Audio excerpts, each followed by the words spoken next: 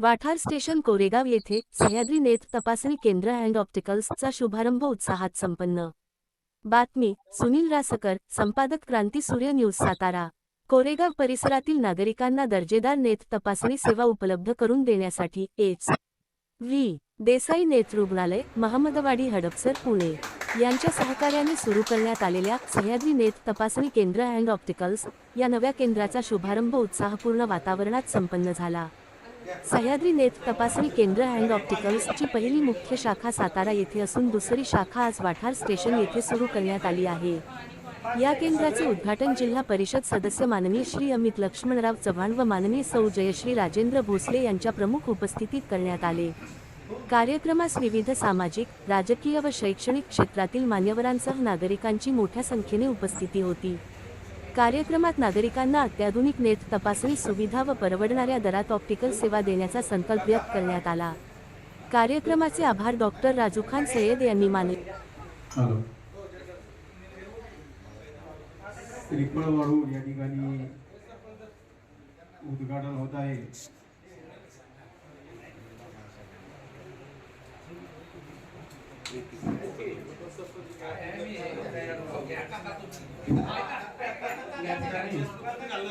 वाठार जिल्हा परिषद गटाच्या सदस्या तसेच मुंबई बँकेचे चेअरमन तसेच पिंपळी जिल्हा परिषद गटाचे सदस्य अमित भैया तसेच सर्व प्रमुख पाहुण्यांच्या उपस्थितीत या ठिकाणी हा उद्घाटन सोहळा या ठिकाणी पार पडतोय।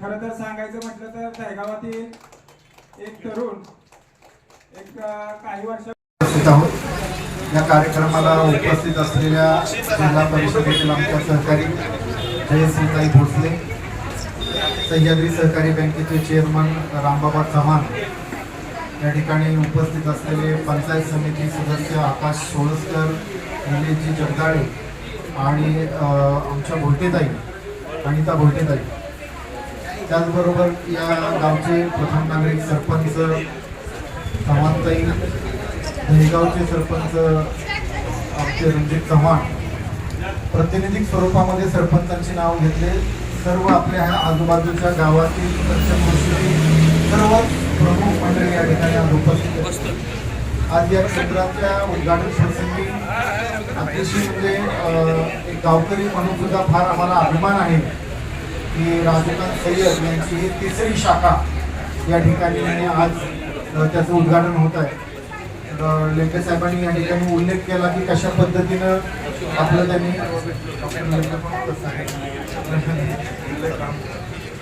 या सागरजी लेंकेंनी कशा पद्धतीनं एच.व्ही. देसाई फाउंडेशनच्या माध्यमातून आतापर्यंत त्यांनी या नेत्र चिकित्सेमध्ये काम करून लाखो रुग्णांना प्रतिसाद दिलेला, उपचार केलेले आहेत त्यांच्यावर, त्याचा उल्लेख केला।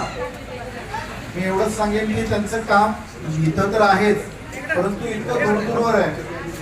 नगर जिल्ह्यामध्ये संगमनेरला माझ्या एका मित्राचं मेडिकल कॉलेज आहे, संजीवन मेडिकल कॉलेज।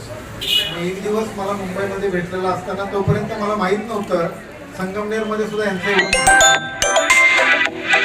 सुद्धा खूप मोठ्या प्रमाणामध्ये तिथं प्रसिद्ध असं त्यांचं दुकान आहे।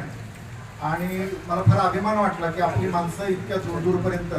त्याच्यानंतर एक वेळ माजी मंत्री राजेजी टोपे साहेबांच्या बरोबर बोलणं झालं होतं, तर राजेजी टोपे साहेबांबरोबर सुद्धा राजूखान सय्यद यांनी काम केलेलं आहे। म्हणजे खूप दूरवर जाऊन त्या ठिकाणी या नेत्र चिकित्सेच्या माध्यमातून लोकांना मदत करून त्यांनी आपला कामाचा ठसा उमटवलाय।